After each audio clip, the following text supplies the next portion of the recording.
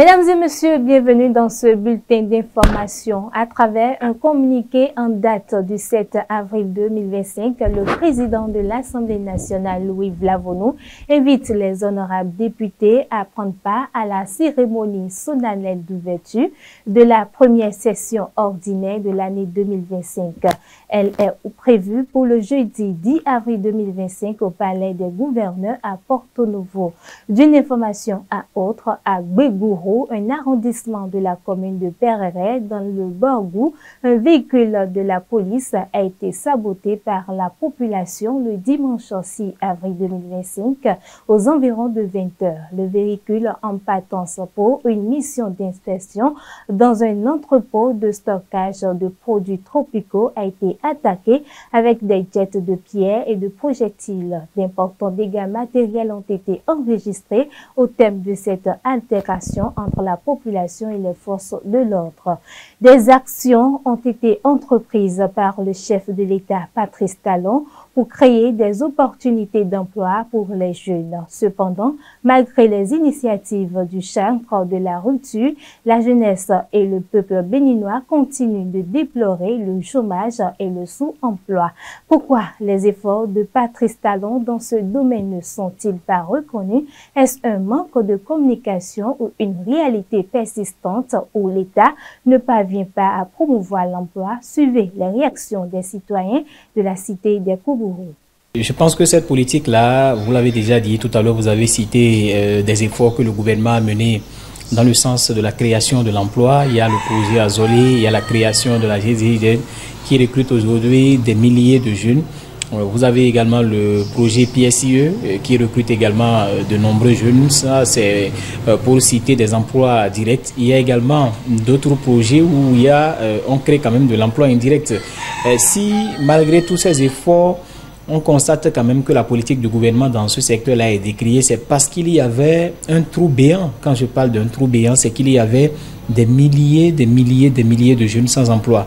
Et vous comprenez avec moi que quand vous créez une société ou quand vous créez une initiative et que beaucoup de personnes adhèrent et que malgré cela, beaucoup pensent encore qu'il y a des efforts à faire, c'est parce que il y a un manque criard. En 10 ans, on ne saurait satisfaire tout le monde. On ne saurait quand même donner de l'emploi à tous les jeunes béninois. Même dans les pays les plus développés, ça n'existe pas. Il y a forcément des jeunes qui ne se retrouvent pas dans le côté professionnel, qui ont quand même le diplôme, ils ont le niveau, mais qui n'arrivent pas à s'insérer professionnellement. Donc je pense quand même que si la politique gouvernementale est aujourd'hui incomprise, c'est qu'il n'y a pas eu une vulgarisation autour de tous les projets, de toutes ces initiatives-là que vous avez citées. Nos jeunes ne vont pas à la source d'information. Or, qui a l'information a le pouvoir. Et j'en veux pour preuve, même si vous quittez, vous prenez vos micros, vous allez à l'ANPE et Borgou, vous allez voir, il y a toujours une information qui rôde autour. Il faut aussi reconnaître la question de manque d'expérience de nos jeunes. Les jeunes pensent que lorsqu'ils finissent, il faut nécessairement aller trouver de l'emploi dans un bureau. Non. Il faut chercher d'abord, comme le dit un adage, il faut garder l'os pour avoir la chair. Il ne faut pas chercher à avoir coûte et coûte la chair. Il faut d'abord garder l'os pour avoir la chair. C'est pour dire quoi? Il faut que nos jeunes aujourd'hui, lorsqu'ils finissent, qu'ils aillent à la recherche de l'expérience.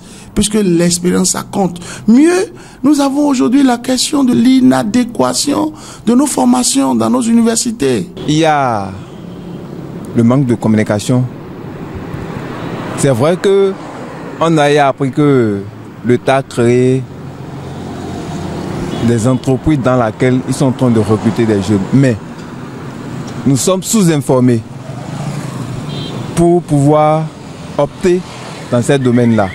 Certains jeunes ne veulent pas travailler dans ce domaine-là à cause de leur diplôme. Peut-être qu'il a fait une faculté pour être enseignant. Il veut que l'État lance le concours d'aspirana pour qu'il passe et qu'il soit AME. Mais les autres offres d'emploi qui sont là, ils ne considèrent pas trop cet emploi. Ils préfèrent, lui, son domaine. Ce bulletin se poursuit, mesdames et messieurs. Le système live très apprécié des spectateurs reste encore largement méconnu des artistes béninois. Cette préférence pour le playback nuit à l'authenticité de l'artiste sur scène, le réduisant souvent à une simple présence physique. Rico Campos, artiste et compositeur, aborde ce sujet dans cet élément. Le système live n'est pas encore bien installé, c'est pas encore bien installé. Le système live, c'est la meilleure musique au monde, le système live. Moi, je suis dans le live il y a très longtemps. Moi, j'ai appris même à faire du live. Ma chose, ce n'est pas du playback. On est rentré dans le mouvement playback parce qu'il fallait le faire. Tellement le live est bon, tellement ça paye mieux, tellement ça fait dépenser aussi les promoteurs. C'est un budget un peu lourd par rapport au playback. Donc, les gens préfèrent toujours le playback c'est faute des moyens. Vous voyez? Sinon, tout le monde aurait souhaité le live. Parce que le live, c'est un peu costaud. Donc, bon, dommage que nos artistes d'aujourd'hui n'ont pas pris par le live. C'est maintenant, ils sont en train de comprendre un peu le sens du live. Avant là, le public béninois ne voulait même pas écouter ce que l'artiste béninois chantait. Avant, je prends mon exemple. Quand moi j'avais commencé dans les orchestres, on faisait que des interprétations. Et c'est ça qui intéressait le public. Tu ne pourrais même pas faire une composition de toi, on va te jeter quoi. On va jamais t'encourager en ça. Mais une fois que tu prends le micro et tu dis, tu fais une interprétation ivoirienne, que ce soit congolaise, en tout cas une musique venue d'ailleurs, tu vas voir que le comportement change immédiatement et tout le monde danse. Aujourd'hui, c'est mieux consommer par rapport à avant, et parce que le public a commencé à comprendre. On doit nous connaître comme les Fally Ipupa, les Koffi Olomide. Nous, on est capable de faire beaucoup de choses. Mais eux, ils ne font rien sans des grands producteurs, sans l'apport de leur gouvernement et choses. Après tout, c'est leur identité en fait. Mettez les clips des artistes là sur Trace Afrique, on n'a qu'à jouer comme on a l'habitude de jouer là. Et les gens vont commencer à nous connaître. Ça peut commencer par là. Machines et autres dispositifs de production réduits en cendres, c'est le bilan provisoire d'un incendie survenu dans une usine de fabrication d'huile d'amande de palme dans le village de Domingbo, commune d'Abomey-Calavi, ce lundi 7 avril 2025.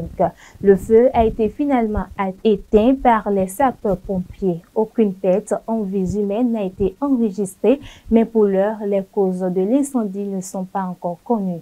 C'est la fin de ce bulletin d'information.